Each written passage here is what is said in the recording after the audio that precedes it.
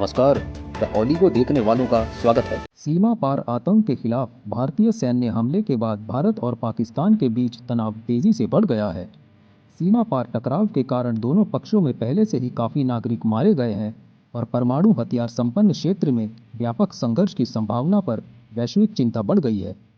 7 मई को भारत ने जम्मू और कश्मीर के पहलगाम में 22 अप्रैल को हुए आतंकी हमले के प्रत्यक्ष जवाब में ऑपरेशन सिंदूर शुरू किया, जिसमें एक नेपाली नागरिक सहित 26 लोगों की जान चली गई।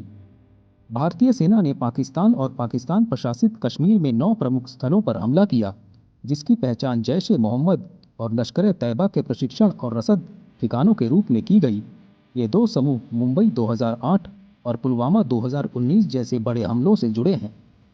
भारतीय अधिकारियों ने हमलों को प्रिसीशन काउंटर टेररिज्म ऑपरेशन करार दिया, जिसका उद्देश्य नागरिकों को नुकसान पहुंचाए बिना आतंकी नेटवर्क को खत्म करना था।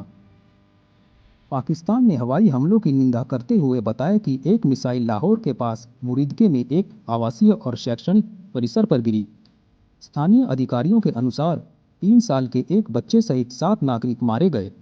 मुजफ्फराबाद में अतिरिक्त हमलों में कई अन्य घायल हो गए और निवासियों में दहशत फैल गई। जवाबी कार्यवाही में पाकिस्तान ने नियंत्रण रेखा LOC पर तोपखाने से गोलीबारी की। पुंछ, बारामूला और कुपवाड़ा में भारतीय गांवों पर हमला किया। गोलीबारी के परिणामस्वरूप 6 भारतीय नागरिक मारे गए, जबकि 30 से अधिक घायल हो गए, जिससे मानवीय क्षति में वृद्धि हुई। दोनों देशों के पास परमाणु क्षमता होने के कारण इस स्थिति पर अंतर्राष्ट्रीय स्तर पर प्रतिक्रिया हुई है। संयुक्त राष्ट्र, चीन, संयुक्त राज्य अमेरिका और खाड़ी देशों ने संयम बरतने का आह्वान किया है, इस बात पर जोर देते हुए कि आगे बढ़ने के परिणाम भयावह हो सकते हैं।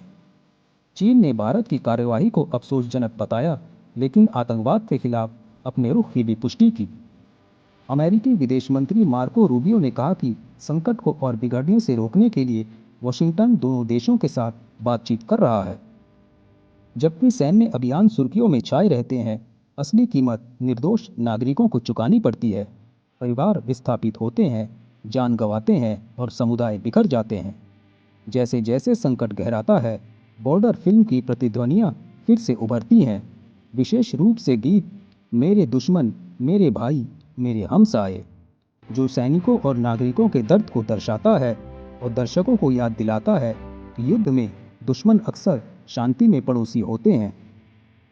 वह संदेश युद्ध नहीं होना चाहिए पहले से कहीं ज्यादा जरूरी लगता है। अगर हमलों और जवाबी कार्यवाही का यह चक्र जारी रहता है, तो भारत और पाकिस्तान दोनों को आर्थिक, सामाजिक और राजनीतिक रूप से काफ़ी नुकसान होगा। पाकिस्तान पहले से ही मुद्रास्फीति, ऋण और खाद्य असुरक्षा जैसी चुनौतियों का सामना कर रहा है। ऐसे में लंबे समय तक संघर्ष क्षेत्र को और अस्थिर कर सकता है। पाकिस्तान को अपने हमले रोकने चाहिए और भारत के साथ शांतिपूर्ण बातचीत करनी चाहिए। कूटनीति के जरिए इस संकट को हल करना सिर्फ बेहतर ही नहीं, यह जरूरी भी है। इस विकासशील कहानी पर सत्यापित, वास्तविक समय के अपडेट और व्यापक विश्लेषण के लिए ओलिगो न्यूज़ के साथ बने रहें। आपका कीमती समय देने के लिए धन्यवाद।